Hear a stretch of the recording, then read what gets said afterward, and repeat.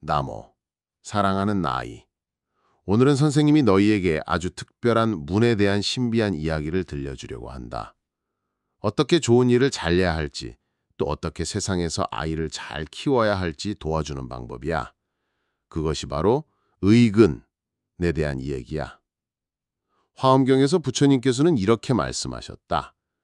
일체의 법은 인연으로 생하고 또한 인연으로 면한다.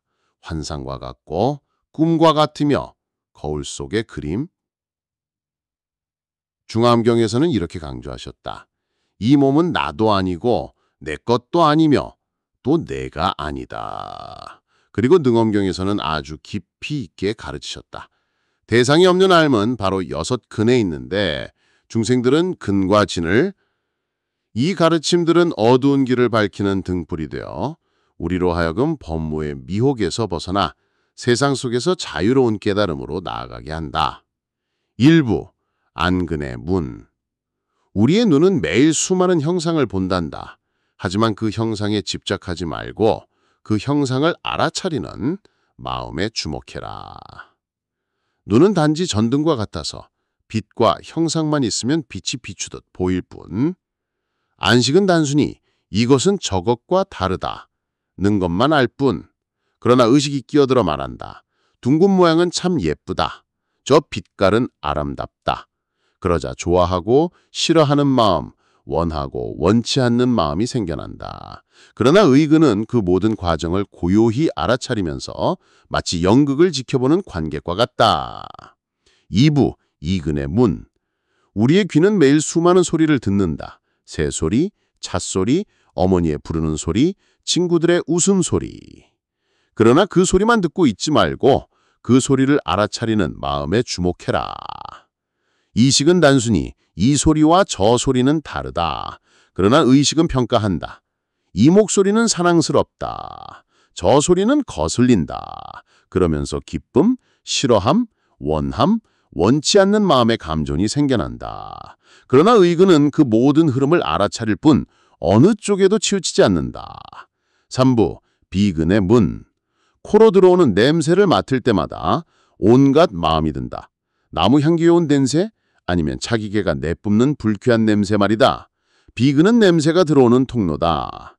비식은 냄새가 서로 다름을 분별할 뿐, 의식은 말한다. 이 냄새는 아름답다. 저 냄새는 싫다. 그러나 의근은 단지 어떤 냄새가 나타났다가 바람처럼 흘러가 버리마 알 뿐이다.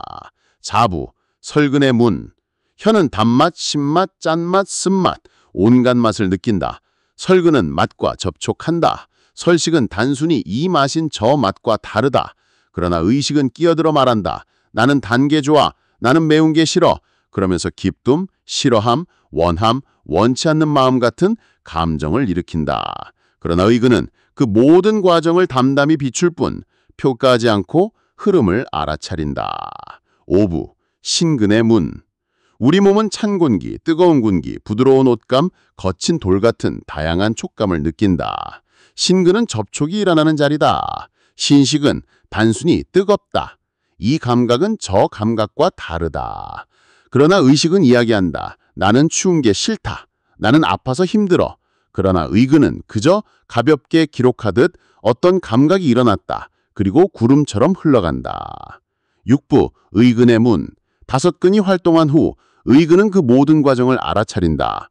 의근은 거울과 같다. 비추되 어떠한 그림자도 붙잡지 않는다. 의근과 함께 살면 모든 것이 어떻게 움직이는지 선명히 보이지만 집착하지 않는다.